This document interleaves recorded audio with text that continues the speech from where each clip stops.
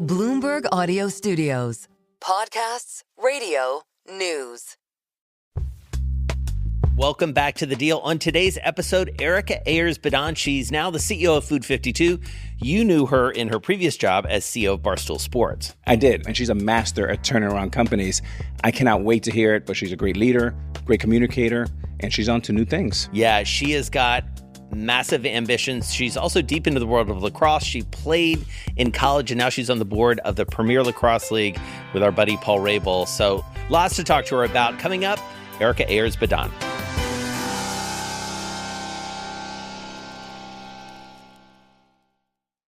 All right, my man, Erika Ayers Badan is here with us. You guys are old buddies, so I gotta turn this over to you. You gotta lead this one. This is strange, so thank you, Jason. So Erika, we're so excited to have you.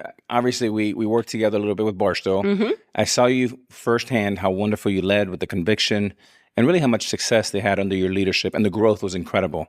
Now you're at Food52. It feels like a big pivot. What is the through line for you? It's a great question. So thank you for having me.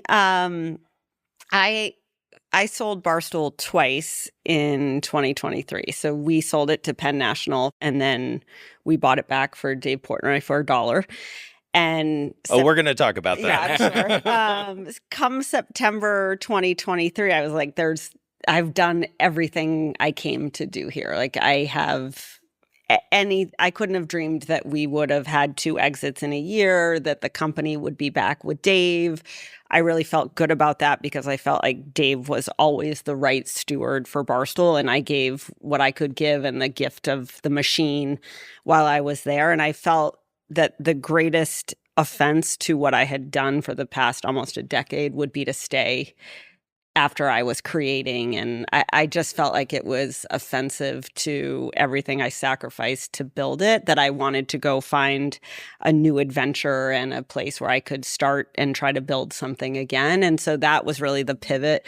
I also felt like I had marketed to 18 to 24-year-old men for, the better part of a decade. And I was like, I know how to do this. I was finding that I wasn't crazy stimulated by it. And I was writing a book at the time, and the last section of the book is, do you stay or do you go?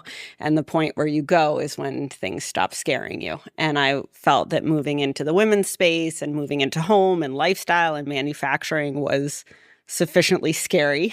And so I made the pivot. And I've never asked you this. How do you get an opportunity like Barstool? Does a headhunter call and say, Erika, I have a wild idea? How does that work? No. So it was actually funny. So it was very random. It was by accident. So I was in Los Angeles and I worked in music. I had a startup in the music space trying to build really fan platforms around music artists. And we were raising money, and we went to go see the Chernin Group. And I walked into the meeting, and the Chernin Group were like, oh, hey, we just put money to this company you've never heard of. And I was like, well, what's the company? And they said, oh, it's Barstool Sports. And I pulled up my phone, and I was like, I lived in Boston when Dave started Barstool. Boy. I used to get, I'd be hungover on the tea, and I would read the paper, and I have the app, and I'm like, here's everything that's right with it. Here's everything that's wrong with it. And my business partner was pissed because he was like, we should be focusing on raising money for us. But I really couldn't shake that conversation. I felt very jealous because I knew that they would probably find a white guy with an MBA and a vest and a button-down shirt, and that was not me. And I pursued that opportunity hard. I tried to find anyone I could to get connected to Dave. I finally got connected to Dave probably 3 months later. We met in a coffee shop in the West Village, and I pretty much was working for Barstool since that moment. But it didn't come it was actually very interesting because they had interviewed, I think, probably 70-ish guys, 70, 75 guys or men for the job. And you could tell the recruiter was irritated by the time I showed up because the recruiter had done his part, with showing candidates. He's like, I've delivered all these bros. Like 100%. And this chick walks in. And so that's how I got it. Wow. Did you have any idea what you were in for? No. You said something interesting a minute ago that I love, which is the gift of the machine. Mm-hmm. Was that what was in your mind, that's what it needed? Because it was it was less than $5 million, right? Oh, it was less than $5 million. It was probably 14 people. They were based in Boston. Like, it was when I remember my first summer there was no office. I worked in hotel lobbies and coffee shops while Dave and I built the office, opened the office. We weren't sure who was on payroll. So speaking of that, you go from under 15 people, employees, you go from the sub 5 million in revenue. You probably don't even have a P&L. Barely, yeah. By the time you leave, you go from that to about $250 million of top line revenue. What were some of those drivers, the main drivers? Yeah, I mean, I think the quote unquote machine was what we were really good at is finding new platforms at the time of emergence. So podcasting was just starting to emerge around 2015, 14 to 16. And most of the big broadcasters weren't in it deeply because there was no money there. And we had no money, and the cost of production for a podcast was very low. And so there was a low barrier of entry for us to make a lot of podcasts. So we started to make a lot of podcasts. And then, a year later, Facebook Live and Twitter bought Periscope, and it was live streaming on the internet. We got into that. And so the machine, quote unquote, the machine is really, how do you find emergent platforms? How do you find programming that was authentic? I really felt that there's something with young men in particular that didn't want to be preached at or told the whole notion of SportsCenter was dying, where you weren't going to wait until 11 o'clock at night to see what happened today. You wanted the score and you wanted the opinion in the same conversation and in the same context. And what we built was the ability to clip that, post that, promote that, circulate it, and monetize it.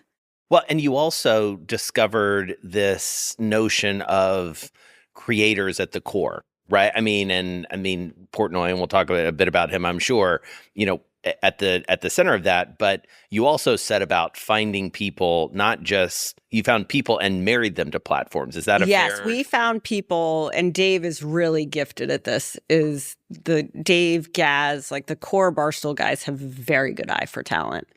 And we were at a point where, it's kind of pre the capital I influencer world that we live in now. But the alchemy of weirdos from, somebody's railing about New Jersey Transit, and next thing you know, you have Frank the Tank, and you're putting Frank the Tank next to an Alex Rodriguez or a Deion Sanders, and it's just weird. And so that was very captivating. Alex is like, confirmed. Yes. Yes. Yes. So we did a good job of discovering talent, and then we did a good job of setting a social norm inside the company of a high degree of productivity and a high volume of output. And we had a lot of at-bats. So because we had so many at-bats, it was easier for us to get a hit. So you had some at-bats. I mean, what was your impression? I just thought, first of all, I thought Erika was a great leader. You always come up with wild ideas with her, and she never said, no, that's not going to work. She always tried to figure out, like, okay, how do we think outside the box? How do we get to a yes? Let me think on that for a couple of days, and then she'll come back to you with really productive feedback. But, I mean, I was working with Dan, who's very, very talented, the cat. Right? Yeah, and he had an enormous audience. The brand is so big, Jason, that when I would go to colleges to give talks or whatever, or even walking here in the cities of New York, the people would be like, Barstool. Yeah. I was like, holy smokes, like not the Yankees, not this, not that. It was Barstool. So I knew the power then when I joined them. And so, Erika, I want to go back to the Penn deal that you mentioned, because that sort of sits at the center in terms of the deal making that you guys did. So how does that all go down? So when I joined Barstool, the investors felt that we should be able to do, I want to say, $25 million in revenue in 4 or 5 years. I think it was 5 years. We ended up doing $25 million of revenue in like 2.5 years. So Wow. we took off very, very fast. And that's mostly ads? Mostly ads and Yeah. commerce. Okay. So, and t-shirts, Yeah. right? Merchandise. But we then built a subscription business. We built a pay-per-view business. We were able to spin up businesses in a way that was very fast because we were, I would say, reckless, but also highly entrepreneurial. But long story short, we knew that there were two outcomes. One was that a media company would buy Barstool Sports. And then when PASPA was repealed and gaming and gambling looked like it would scale in the US, that became very obvious that that was going to be the path. And so This was the Supreme Court decision that basically allowed for allowed for states to Yes. regulate sports betting on a market-by-market basis. And prior to that, it was illegal across the country. I had always built the business to have optionality for either path. And it's kind of interesting, like, Dave was on Fox in September, and then the Good Morning Barstool show launched. Like, that was actually probably the right outcome for Barstool Sports, is to find a media home because the company has intrinsic media DNA. Penn came along. Penn needed a brand. They had a large regional casino footprint. They had infrastructure, and they had a lot of licenses. They had all the state licenses, or most of the state licenses at the time. And so in that regard, we were a really, really good match versus a DraftKings or a FanDuel or an MGM. Those were companies we had worked for before. Those were companies we had supplied a lot of audience to. And the way I built to that, or we built to that, is in year one, we had 5 gambling partners. And in year 2, we had 2 gambling partners. And in year 3, we had 1. So I tried to create more and more competition and a king-making of who our partner was. Oh. And then by the time Penn came along, we had a very, very good case study and a very high volume of proof points of our ability to transact and our ability to drive customers for someone else. I think a lot of times in acquisitions, what the acquiree forgets about is that the acquirer wants customers, and you are a conduit to either acquiring, keeping, or upselling those customers. And we were very cognizant of that. Yeah, it seemed, and Jason and I were talking offline, like a dream. And I remember at the time, what a brilliant idea. You have the regional footprint with Vegas, and you have the bricks and mortar, and you guys have, the brand, the gambling. And also, Penn wasn't cool. You guys made it cool, and you made it relevant. When you trade on something like that, educate us a little bit. Is it more top line? Is it a multiple of EBITDA, or just, how does that work? So we were a multiple of EBITDA. So we were lucky in that we had good EBITDA in the business. Most of it we reinvested for growth. We were also looked at on a multiple because we had a very healthy and growing ad business. And we were growing thousands of percents or hundreds of percents on an annual basis, really on every dimension. So if it was ad revenue, if it was audience growth, if it's downloads on podcasts, we were trading up and exponentially up year over year. Now, there was a discount because the brand was controversial, and there was well, what about Barstool? What about? So there was a discount to that. And the partnership, in good ways and bad ways, Dave and I never set foot in a Penn casino before we did the partnership. And I think we didn't know in some ways what we didn't know going into it. I think we brought a tremendous amount of value to Penn. You saw it in the stock price pop. You saw it in the audience. You saw it in the establishment of the brand. Ultimately wasn't a fit. When did you know it wasn't working? It was hard. It just was really... From the beginning. Yeah, like from the jump. Like, it, in fairness to Penn, they had state and government controlled licenses. Like, if your business is predicated on a government license, like, you can't mess that up. Like, you just think differently, you act differently.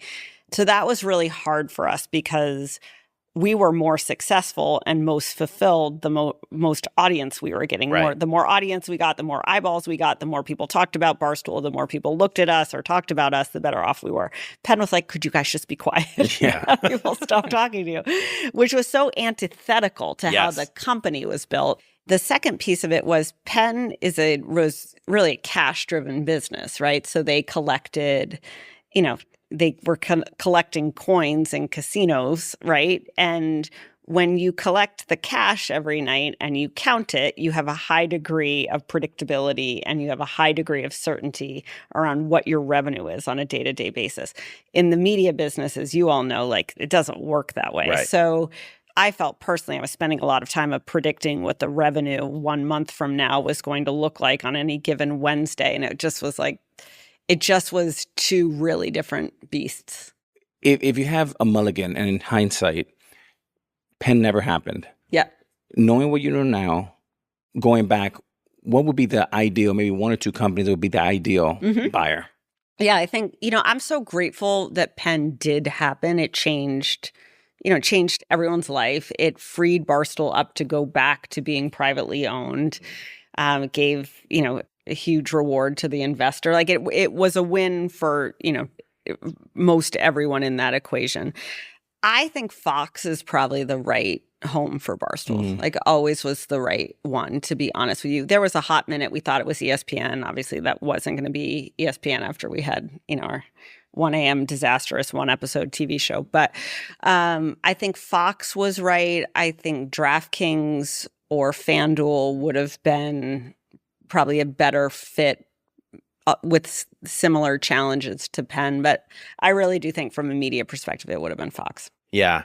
And so, you mentioned this a minute ago, the notion of being out there, the notion of being loud, even the notion of controversy to some extent was a feature, not a bug when it came to Barstool. That must have presented challenges for you as definitely a CEO. How do you deal with that as a manager? You get very thick skin, and, Barstool, we were not in crisis, but we created crisis for other people in our business dealings, which was challenging. That was tiring. Mm-hmm. It was trial by fire, which was a really good business experience. Like not much phases me in business at this point because we had so much happen. Barstool years are like dog years. So there was a lot that happened in that, but it was also media is a really interesting business. And I mean, to take it to the obvious point, like there's controversy and then there's like Dave Portnoy controversy, and obviously he's like next level. Yeah. Right. He's been accused of things that he's denied. Like how do you take that on as a CEO? Every day, everyone at Barstool starts with a blank page. And the camera is on 24/7. And most anyone where the camera is on 24/7 and your job is to make people laugh out of a blank page every day, you are going to step in it. Like that is a byproduct of the business. Like, so the first is just the acknowledgement of this is the world we play in, and this is the business we chose and the cause that we adopted. I think on the Dave piece of it, like I really loved working with Dave. Dave is truly brilliant. He's a brilliant business person. He has incredible instinct. He is very decisive. He also is confident enough to know what he doesn't know.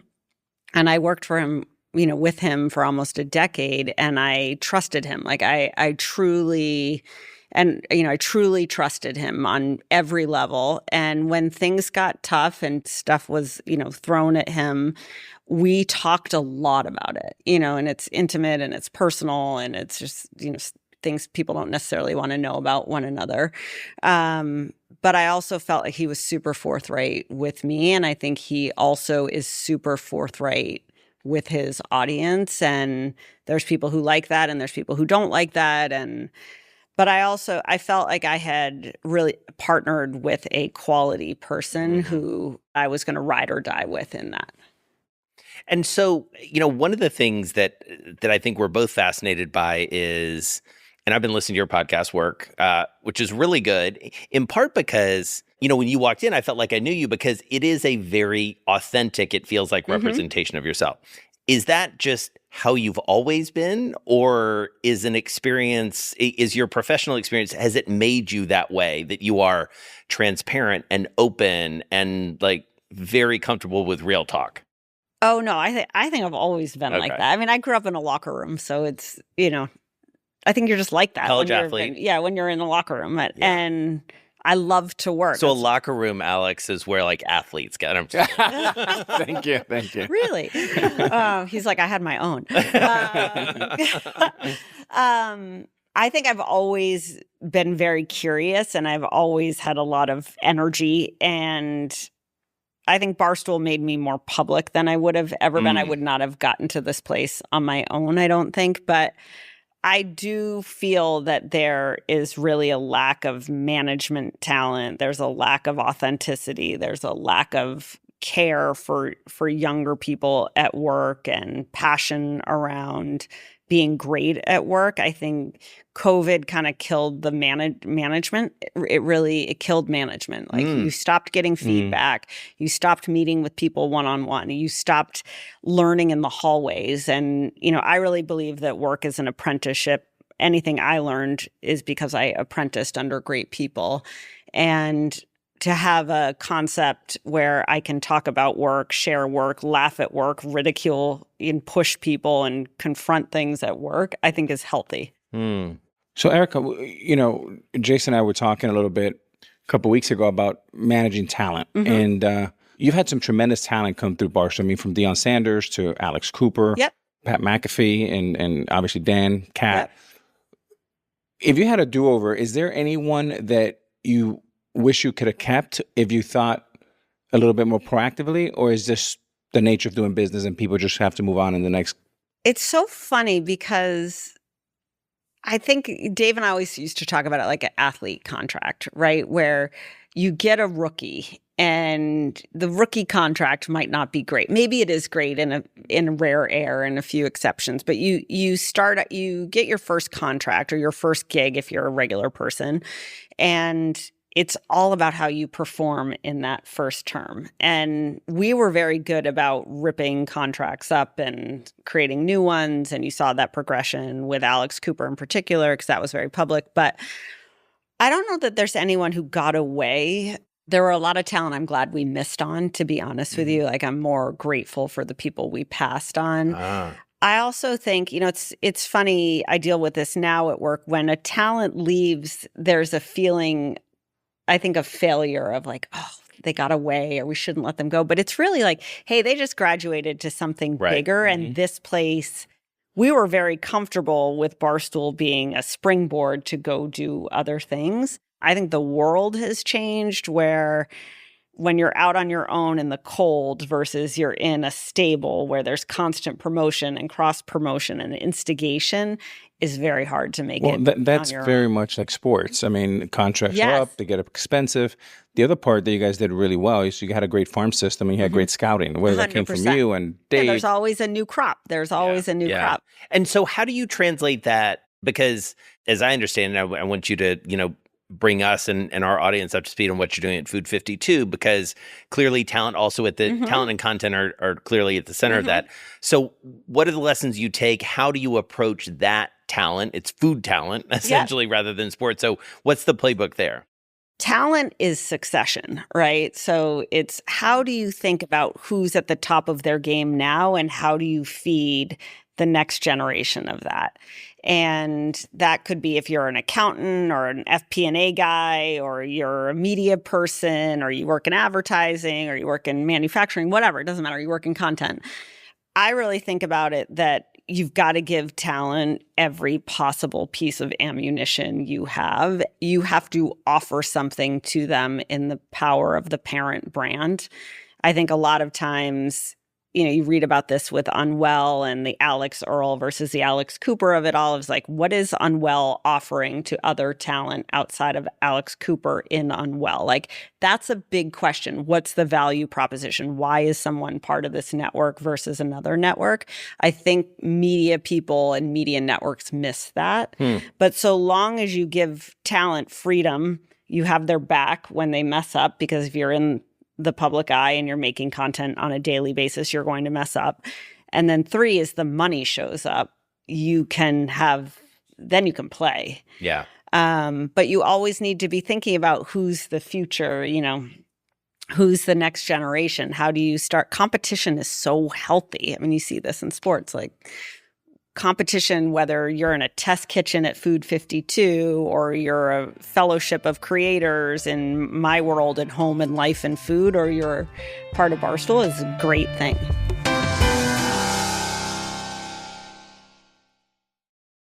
So you mentioned that you ran into the Barstool opportunity by raising capital, and then it shifted to something else. So I'm going to do a little role play with you. Yeah.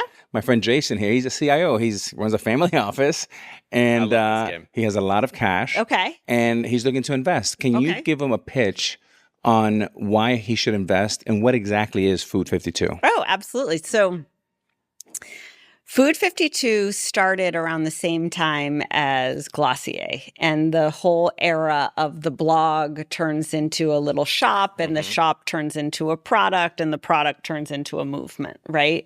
And Food52 did this in the subject of table and home and food, really, food as the center of a well-lived life. What then happened is Food52 started curating incredible products from all sorts of artisans all around the world and had a very particular aesthetic and a very elevated aesthetic, but also for the first time had a real vision for home cooks versus chefs or restaurateurs or professionals. It was really about serving the at-home cook. Food media has exploded since that time. And what I really believe is that there's a couple things that make Food52 worthy of investments. If you want to give me money, I'll take it. He's got a lot of it. Yeah, that's great. I love that. Clearly. But essentially, when you think about home and you think about food and you think about table or decor or lighting or textiles or furniture, it doesn't matter. The internet eats the middleman, right? And so you're going to have the Amazons of the world or maybe a Target of the world, and you'd have a Crate and Barrel or a Pottery Barn. And then you're going to have things that are very boutique and bespoke. And the pieces in the middle aren't really going to exist. And what I think is very interesting about Food52 is that if you create a content engine that surfaces artisans and makers and interior designers and stylists and fashionable women, and you service and put products underneath that, you can create a whole ecosystem that has a lot of cachet, that has a lot of differentiation, that has a lot of aspiration and a lot of appeal. And you can do so in a way that you're not dependent on Facebook and you're not dependent on Google, that you're creating an ongoing conversation with people. So, like, I'll give you an example. I created this thing called Work Like a Girl. I was at Barstool, everyone accusing Barstool of being misogynistic. So I was like, you know what, like that. I'm going to make t-shirts that say work like a girl. And that became my brand. And then last summer, I was like, you know what? I'm going to create this into a Slack group. We now have thousands of women who are giving each other advice all day long about getting a job, managing in your job, finding a new job, HR questions, management questions, AI questions, you name it. It's a hive. And you can surface all sorts of products into that because we're in an ongoing conversation. That's professional women. You could see the same thing with stay-at-home moms. You could see the same thing with interior designers. And the ability to put products into those environments in a way that's organic, I think will ultimately win in terms of conversion. And then how do you make money? By selling those products. Selling products. And having really multiple lines of revenue. So if you look at, we are just about to launch with Porsche. So Porsche wants to be associated with our audience. We also are featuring artisanal products that we hand collect or curate. We also manufacture and develop lighting and textiles and furniture, so there's 3 lines of business in one Instagram story. And that to me is an interesting business, which is not that dissimilar from the Barstool business. And so how do you level Food52 up? I mean, because when you came in, you were coming in at least— It's a turnaround. Based on listening to your podcast, it's a turnaround. Big time. Are you attracted to turnaround? Like, what was it about? Like, I don't know. Now that I'm in the middle of one, I'm like, I'm not sure I'm going to do this again. But I liked the challenge of serving 25 to 54 women. I was like, that's an interesting demographic. They have a lot of pull. They're underpenetrated in a way. They're underserved. So I liked that. It's not a viral crowd in the way that an 18 to 34 man is a viral crowd. Interesting. So how you build for them is very different. I thought that was intellectually very interesting. A lot of spending power. Huge amount of spending power, huge amount of influence, and huge amount of influence on other people. You look at youth sports, it's the moms. You look at what's happening at the home, it's the moms. You look at a family's finances, it's typically the mom. And then the second piece on the turnaround of it all, I'm curious to learn. Like if you look, I've been here a year. know more about manufacturing. I know more about international shipping. I know more about product development. I know more about e-commerce than I knew coming in, just by a factor of 1,000. And so regardless, if I can make this thing turn around and, I've taken a huge amount of cost out of the company, I've restructured the company, I've refocused the company, I've rehired the majority of the company, I've totally changed the DNA. It may work or it may not. I think it will work.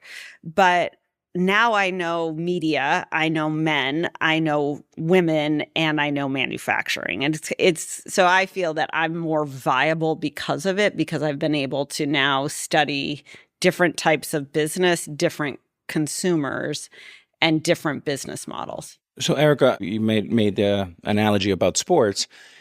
You go from running this company, Barstool, again, sub 5 million to north of 250 in revenue in like 8 years or so. You're basically the top free agent in the market. How does this opportunity come? Because I would imagine that you would have many companies, many headhunters after you. How do you land at 50? Yeah, it's I think everyone thought I would stay in sports, and I think everyone thought I would stay in gambling in particular. And I got a lot of calls. But what I was a little bit scarred leaving Barstool from the big company of it all, where I was like, I don't know. I don't know that I'm going to Disney, or I don't know that I'm going to be a cog in a really big machine. I also didn't want to compete against Barstool because I still have like so much I'm a Barstool girl. So I'm like, I still have so much affection for that brand and the business. And I also felt, like life is short and I want to try something completely different. The investor behind Food52 is the same investor as Barstool Sports. Chernin and Jesse? Yes. Oh, that's awesome. So that made it also easy. I had joined the board of Food52 in 2023. So I also got a look firsthand at what it looked like before I got in there, which I like. I sit on the board of Vice, I'm on the board of Axon, I sit on the board of the PLL. So it's great to see companies. It kind of gives you a sense of where the opportunity and where the challenge is. And I felt that there was a lot of upside if I could turn this around. And I hadn't done a turnaround in the way that this company needs a turnaround. And that was a good thing that would scare me. So as someone who's been on the buy side and the sell side throughout your career, like what are the sorts of deals that you're looking at? I mean, do you grow through acquisition here? Are you and are those content acquisitions? Are they talent? Like what or commerce? Yeah, like where are you looking? Food52 will grow organically. Food52 made 2 acquisitions before I got there. They acquired a brand called Dansk and they acquired a company called Schoolhouse. During COVID, the synergies between the brands hadn't been recognized. So I'm more of a try to grow organically. That's how I've seen things. Now, if you look at the PLL or you look at Vice, Vice is a company that's finding its way through JV partnerships. Right. And PLL in the large part is growing organically, but also this is the Premier Lacrosse League. The Premier Lacrosse League. They're also growing through acquisition. Yep. Axon grows through acquisition. So I'm more of a grow organic, build a vision, see a vision, build a vision, execute against a vision, have multiple lines of revenue, do so on a low cost basis, and then diversify. That's more my approach. I do think acquisition can be an incredible accelerant. I think JVs are tough. Yeah. And so, interestingly, the proverbial seat you're sitting in, Melody Hobson sat in there a bit ago. And she put on what I thought, Alex, was a masterclass in being a board member. What are you like as a board member? Like, what do you feel like you bring to the party? What's your sort of, and obviously it varies board to board, but like, what are you looking to get out of that, and what are you looking to give? Probably not as good of a board member as Melanie Hobson. Well, I think she's probably the best board member in like the history of boards, but like, so that's a good thing to aspire to. We all aspire to that. I ask 1,000 questions. I'm very curious. I like management. I'm not a pomp and circumstance board member. Like I appreciate public boards and private company boards, obviously super different, sure. But I'm more interested in how can you represent the needs and wants, and also protecting the shareholders, but also how do you help the company see something that they have but they can't see from within? And so I'm a high energy board member. I'm very passionate. I have a lot of opinions. I think a lot of times in board sessions, people get very PC and they get very quiet. And I think, hard part, I always say this just as an operator, and I have boards, is there's nothing worse than the board member who does nothing for you and says nothing during the meeting. I hate those people. So I'm like, I never want to be one of those people. Yeah. So I try to be the opposite of that. All right, so now's the time that we get to talk about one of my favorite subjects, lacrosse. In your proverbial seat, Paul Rabel sat. He's a friend of all of ours.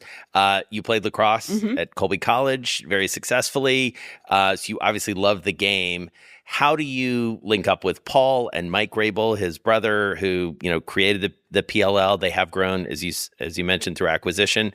How does that come about, and what's your relationship to the business of lacrosse? So Paul and Mike Rabel showed up at Barstool Sports in 2016. Whoa. And we had 2 conference rooms and, at that point, probably 100 guys in like dirty sweats. And the conference room table didn't hold up, where if you put your elbow on it, it just fell off. Like everything was in the constant state of falling apart at Barstool. And they showed up because... That's a metaphor. Yes.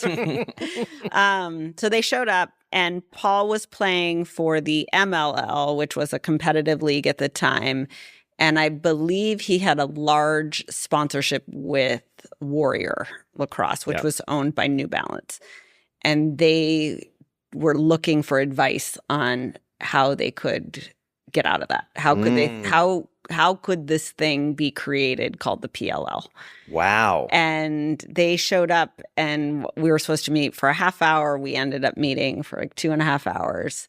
And I've been connected to them ever since. So what were you thinking, all right, this is a viable option, this isn't a viable, did you think they could create a whole new league? Definitely. Okay. Because that summer, when they came to see me, we had just written...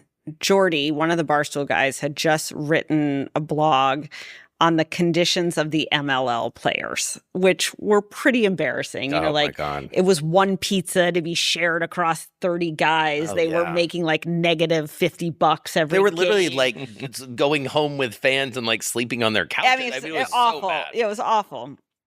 And Paul was the first $1 million player. Right. And he had this big lucrative contract, but the big lucrative contract was tied to the league. And so I thought it was an interesting problem to solve, which is he had a bird in hand, which was a big sponsorship. The first time anyone in that sport had been recognized at that financial level.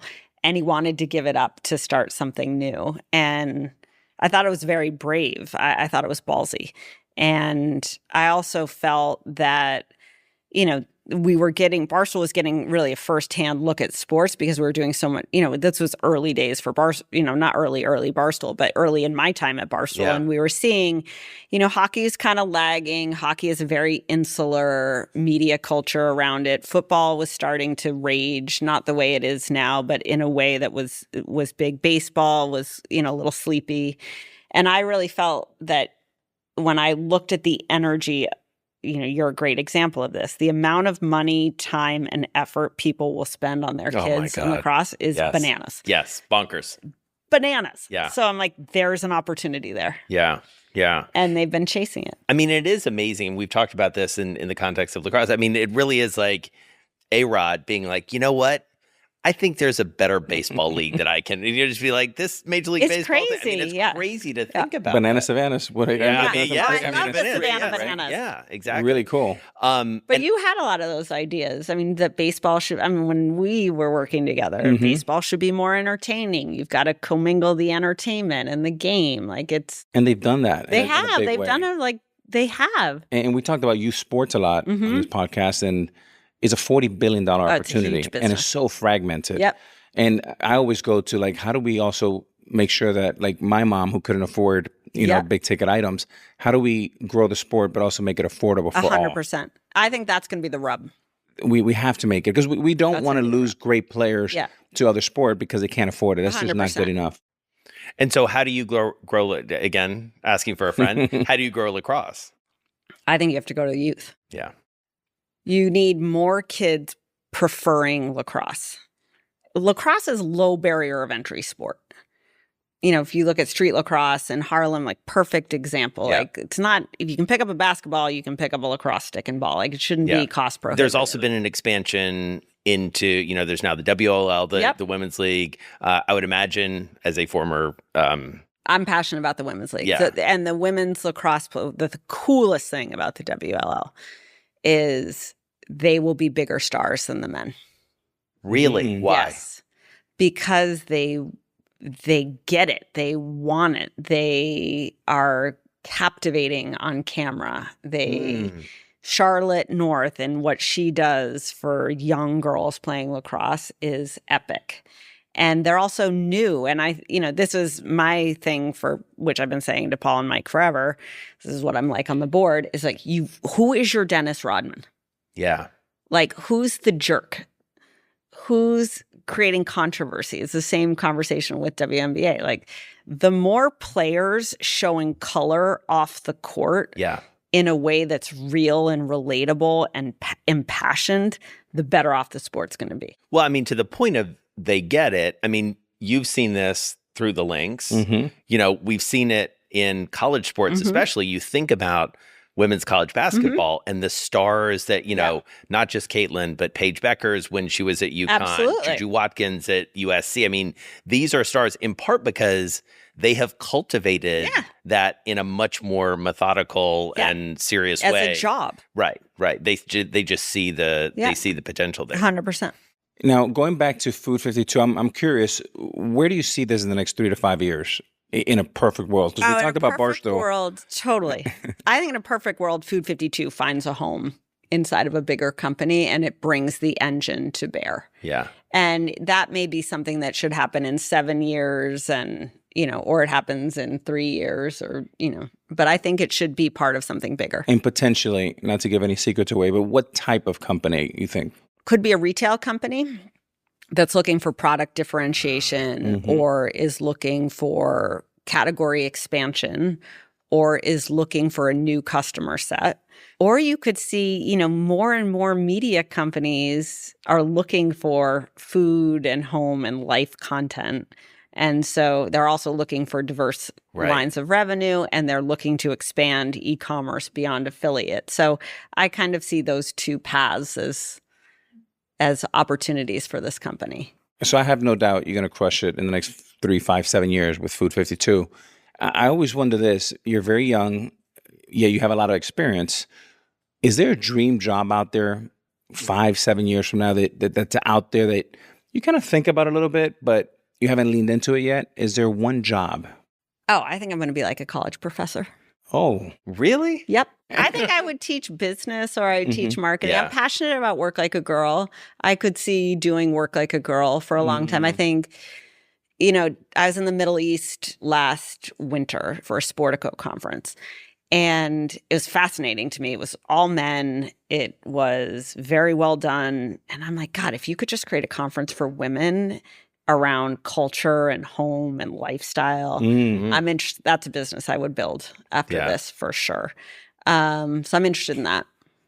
So one of the things that strikes me as we start to wrap up, and we've got rapid fire questions coming at you in a second, but this notion that it feels like your brand, again, listening to your podcast, even listening to this conversation, like you're about real talk. I mean, the title of your book, I want to make sure I get this right. Nobody cares about your career, why failure is good, the great ones play hurt, and other hard truths. Like, this is who you are.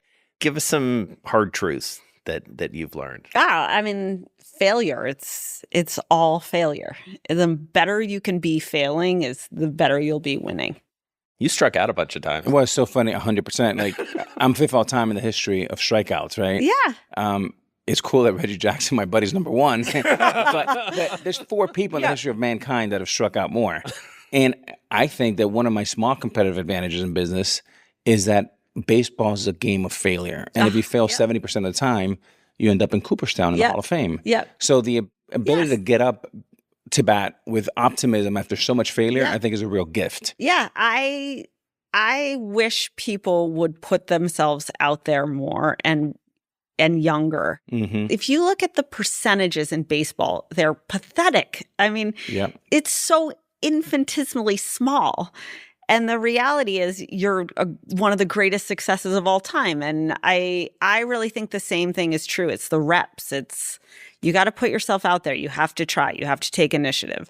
I think people are failing to be generous in their questions, generous in their thinking, generous in their effort. And the more generous you can be with yourself in putting yourself into whatever it is you're doing, and the more chances you take, one of them is going to hit. Yeah.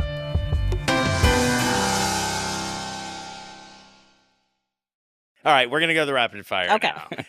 All right, so 10 questions. We're going to bounce it back and forth. So just like first thing that comes to your mind. One word to describe your deal-making style. Fast.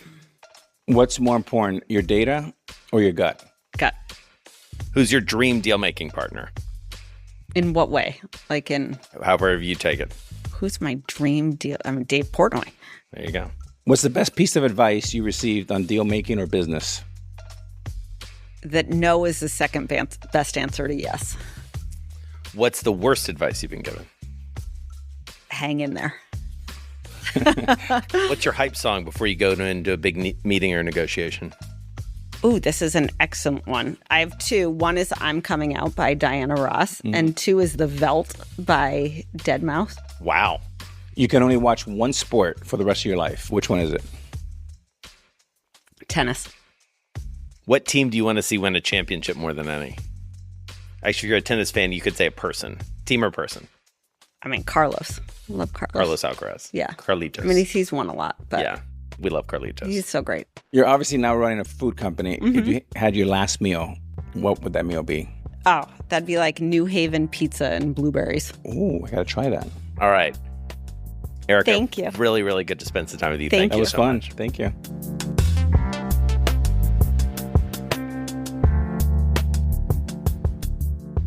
The Deal is a production from Bloomberg Podcasts and Bloomberg Originals.